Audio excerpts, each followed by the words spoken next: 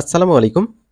সুপ্রিয় সপ্তম শ্রেণীর শিক্ষার্থীরা, কোডহার্সের নতুন একটি ভিডিওতে তোমাদেরকে স্বাগতম। এই ভিডিওতে দাখিল সপ্তম শ্রেণী বিষয় আকাইদ ও ফিকা এই বিষয়ের ওপর বহুনির্বাচনী প্রশ্ন এবং রচনামূলক প্রশ্ন দেখিয়ে দেওয়া হবে। এগুলো সলভ করলে আশা করি বার্ষিক পরীক্ষায় অনেক বেশি কমন পাবে। এগুলোর উত্তরও আমি দেখিয়ে দেব। তো শিক্ষার্থীরা, জেনারেল বিষয়গুলোর সাজেশন, মডেল টেস্ট এবং গাইডগুলো পেতে আমাদের এই অ্যাপটি ইনস্টল করবে। এই অ্যাপটি তোমাদের অষ্টম শ্রেণীতেও কাজে লাগবে।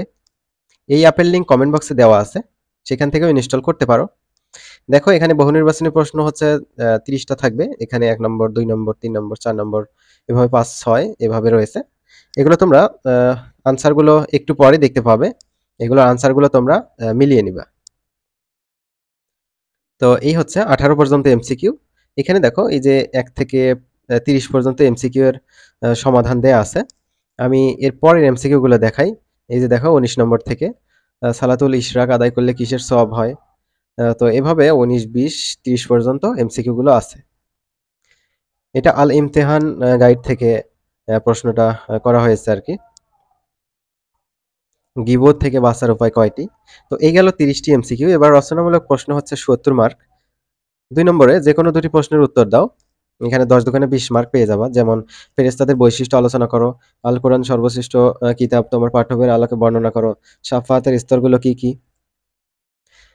এবার 3 নম্বর, যে কোনো 3টি প্রশ্নের উত্তর দাও। এখানে 3 10 30 মার্ক পেয়ে যাবা। নম্বরে বলছে সালাতুল বেতের আদায়ের পদ্ধতি বর্ণনা করো। এভাবে এখানে মোট হচ্ছে 5টি প্রশ্ন থাকবে। এই 5টি প্রশ্নের মধ্যে তোমাদের যে কোনো 3টির উত্তর দিতে হবে। যেগুলো তুমি ভালো পারো সেগুলোর উত্তর দিবা।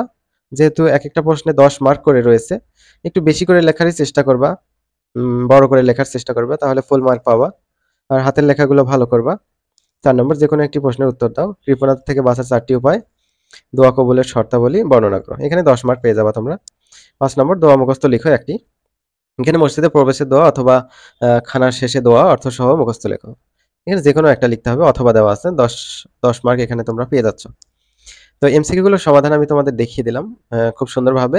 এই প্রশ্নটা তোমরা যদি সলভ করো, আশা করি এখান থেকে অনেক বেশি কমন পাবে। তো শিক্ষার্থীরা, ভালো থাকবে। পরবর্তীতে কোন বিষয়ের প্রশ্ন লাগবে, স্কুলের প্রশ্ন লাগবে, সেগুলো দেওয়ার চেষ্টা করব।